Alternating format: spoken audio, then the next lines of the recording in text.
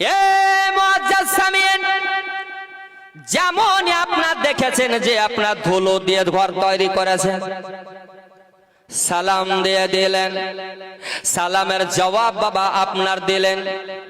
জিজ্ঞাসা করছে হুজুর এটা কে তৈরি করছেন?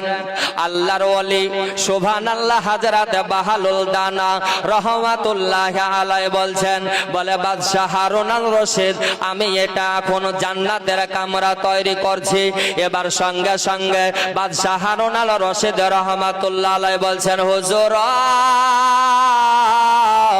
এটা কি আপনি আমাকে বিক্রি করবেন?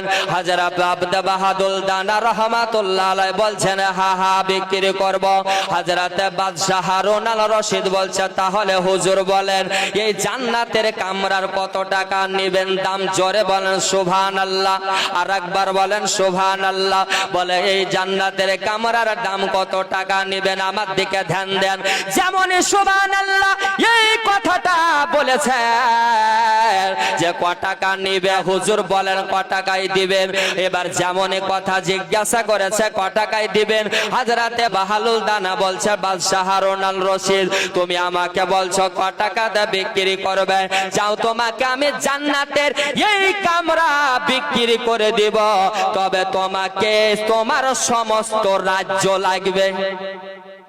জোরে বলেন।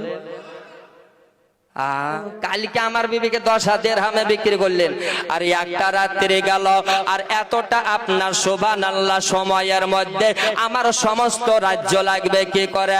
এবার বাদশাহ হারুন আল রশিদ রাহমাতুল্লাহি আলাইহি দেখছেন আপনার হযরতে বাহালুল দানা রাহমাতুল্লাহি আলাইহির জবান থেকে কি হযরতে বাহালুল দানা বলছে, বাদশাহ হারুন আল রশিদ তুমি যে আজকে জান্নাত কিনতে এসেছো, কিন্তু এই কিনার মধ্যে আর তোমার বিবির কিনার মধ্যে পার্থক্য আমি বুঝিয়ে দিব।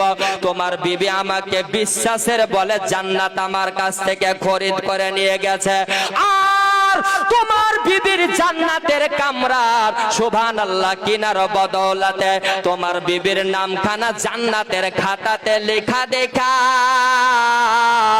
তুমি আমার কাছে জান্নাত কিনতে এসেছো।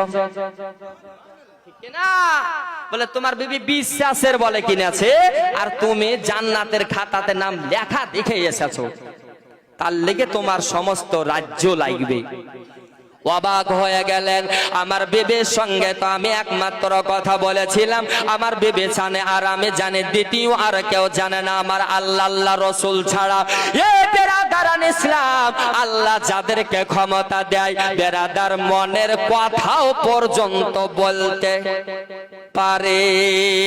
আর কথায় আছে ও গৌসুল আজম এসো মোদের পাশে,